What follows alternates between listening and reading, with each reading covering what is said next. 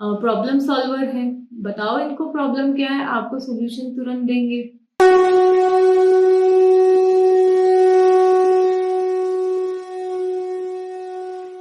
अब हम आते हैं नंबर 7 पे। नंबर 7 कौन है हमारा? केतु।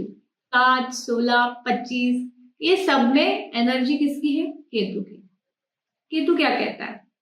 मोक्षकारी ग्रह है ना, स्पिरिचुअलिटी का ग्रह है। बट क्या स्पिरिचुअलिटी आसानी से मिलती है? अगर आसानी से मिलती है हमें अपने लाइफ टाइम में स्पिरिचुअलिटी, तो क्या बात थी, हम सभी स्पिरिचुअल होते हर लाइफ के हर मोड़ पे। बट ऐसे नहीं होता। नंबर 7 का कहीं ना कहीं टकराव स्पिरिचुअलिटी से लाइफ टाइम में कभी ना कभी होना ही होता है। ये लोग आपको स्टार्टिंग में भटके हुए मिलेंगे। देखिए, राहु और केतु क्या है? स्व और भानु नाम का जो राक्षस था उसके दो हिस्से हैं। राहु सिर है तो वो दिमाग ज्यादा चलाता है ना, उसको पता है एक चीज के पीछे भागना है। बट जो केतु है उसका तो कुछ सर है ही नहीं, सिर्फ धड़ ही धड़ है। तो वो ना बाहर तो नहीं देख सकता, बट वो अपने भीतर जरूर देखता है। तो एक इंट्यूशन पावर से चलता है, एक आभास से चलता है। केतु स्पिरिचुअलिटी का कारक है केतु।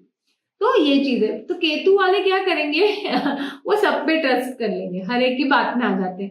अब हम बोलेंगे कि क्या ये कॉमन सेंस की बात है ना, इतना क्या बात हो गई आपकी कि मतलब हर एक व्यक्ति पे, बट वो कर ही लेते हैं। प्रॉब्लम क्या है? वो कर ही लेते हैं ट्रस्ट। और दूसरी चीज क्या है? कुछ भी उठपटांग हर चीज, बट उनके मन में ऐसे कोई नेगेटिव हो नहीं हो ऐसे जरूरी नहीं, बट वो हर चीज ट्राई करते हैं, देखते हैं ये क्या है वो क्या है, क्योंकि उनकी प्यास होती है इस चीज की। तो कहीं ना कहीं जब स्पिरिचुअलिटी को टच करते हैं लाइफ में, तब उनके स्टेबिलिटी आती है, क्योंकि उनका आभास शक्ति, स्पिरिचुअल शक्ति हाई होती है। तब उनको सही दिशा मिल पाती है चीजों में। क्या होता है? डिसअपॉइंटमेंट बहुत मिलते हैं, धोखे मिलते हैं, प्यार में धोखा मिल रहा है, पैसों में धोखा मिल रहा है, हेल्थ में भी कमजोरी मिल रही है, कॉन्फिडेंस लो हो जाता है कई बार। नंबर 7 एकदम से आइसोलेशन में भी चला जाता है। स्पिरिचुअलिटी कब जाती है? जब आइसोलेशन की तरफ जाती है। ओकल्ट साइंसेस जो आज हम कर रहे हैं, इसमें कौन एक्सपर्ट है?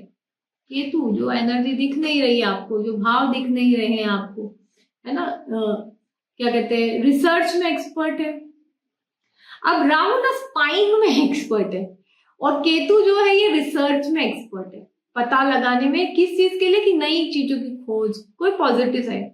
राहु का स्पाई करता, ये क्या कर रहा, वो क्या कर रहा, दूसरों को ये करने के चक्कर में। तो वो 4 नंबर वालों के साथ वैसा वाला प्रॉब्लम होता है, 7 नंबर के साथ ये प्रॉब्लम होता है। आखिर राहु और केतु क्या है?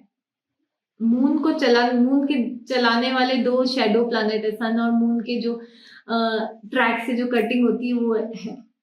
तो ये हमारे माइंड को भटकाने वाले प्लैनेट सबसे ज्यादा है, ये चीज है। और क्यों भटकाते हैं? कि हमको वो इस जीवन चक्र में चला सके, हमें इस जीवन चक्र में सब चीज का एक्सपीरियंस करा सके, और फिर फाइनली हमें मोक्ष की तरफ बढ़ा दे।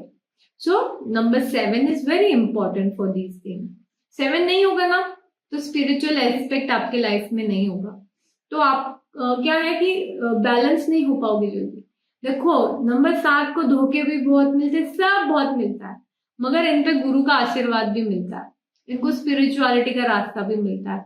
और एक टाइम आता है जब ये बहुत नाम रिस्पेक्ट पाते हैं। पैसा पाना अलग बात होती है जीवन में, पैसा तो कोई भी कमा सकता है, 2 नंबरी काम करके या नॉर्मल काम करके कैसे भी पैसा कमाया जा सकता है, मगर रिस्पेक्ट जो है वो हर कोई नहीं कमा सकता।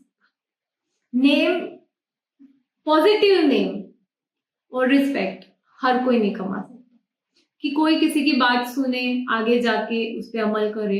ये केतु इसका कारक है, जो रिस्पेक्ट का कारक है। क्यों? उसको मिलती जो वाइस व्यक्ति होता है, जो चीजों को समझता है, पॉजिटिव स्पिरिचुअल साइड पे ले जाता है, ये चीज। तो ये है केतु की एनर्जी हमारी। अक्सर इनको प्रॉब्लम मिलती है लाइफ में, रिलेशनशिप में तो बहुत मिलती है, पैसों में, हर चीज में। ओकल्ट्स के लिए बहुत अच्छे हैं, साइकोलॉजी के लिए बहुत अच्छे हैं, है ना, इन चीजों के लिए कुछ ना कुछ इनका चलता रहता है। मंथन के लिए बहुत अच्छे हैं, मंथन से बहुत चीजें सीख जाते हैं, कोई भी टॉपिक दो रिसर्च करके दिखा देंगे। तो अगर हमारा केतु पॉजिटिव चल रहा है, हम देखिए एनालिटिकल माइंड है, लॉजिक बहुत अच्छे लगते हैं, थोड़ा सा रिजर्व नेचर हो सकता है, बहुत ज्यादा मिलना जुलना पसंद नहीं होगा, अपने भीतर चले जाए। इतने धोखे खाने के बाद आदमी अपने अंदर ही सब कुछ देखना शुरू कर देता है। स्पिरिचुअलिटी देखेंगे आप, एंटरप्रेन्योर स्ट्रीक भी होगी, अकेले रहने की ज्यादा हैबिट होती है, प्रॉब्लम सॉल्वर है, बताओ इनको प्रॉब्लम क्या है, आपको सोल्यूशन तुरंत देंगे, भाग्यशाली होते हैं, रिस्पेक्ट पाते हैं जीवन में, मगर धोखा और सब एक साइकिल के बाद होता है। भाग्यशाली मैं इसलिए भी कहूंगी, क्योंकि इनकी साइकिल टूवर्ड्स मोक्ष जा रही है।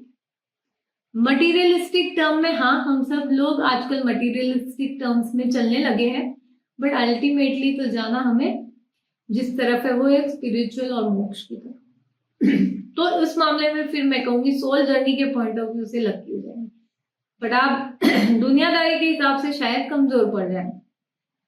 नॉलेजेबल होते हैं, इंट्रोस्पेक्टिव होते हैं, इंट्यूशनल होते हैं, चीजों को समझना, मल्टीटास्किंग करना, बहुत अच्छे मेंटर्स होते हैं, है ना, स्ट्रॉन्ग रिलीजियस फेथ वाले होते हैं। रिलीजियस तो क्या, स्पिरिचुअल फेथ, रिलीजियस भी दिखेंगे, स्पिरिचुअल भी दिखेंगे, दोनों चीज। बट अब नेगेटिव साइड पे क्या हो जाता है, ओवर कैलकुलेशन, ओवर थिंकर, हर चीज देख रहे हैं, ये भी, इनको भी ज्यादा समझता है सारी चीज, जब इनका आभास शक्ति बढ़ जाती है तो थोड़े से नेगेटिव भी हो जाते हैं, कई बार ईगो भी आ जाता है इनके अंदर, है ना, थोड़े कटे कटे से रहने की आदत होती है। आप देखोगे कि नंबर 7 वाला एकदम से शांतिता में चले जाते हैं, डिप्रेसिव बहुत जल्दी जाते हैं। केतु देता है ना depression type of nature, basically अकेलापन, डिस्टर्ब फील करना, केयरलेस टाइप बिहेव करना कई बार। तो जब तक ये टच नहीं करते ना स्पिरिचुअलिटी को, आप समझ लो इनके लिए डिफिकल्ट। अब क्या करना चाहिए जब किसी का नंबर 7 है या केतु कमजोर है? मेडिटेशन कीजिए।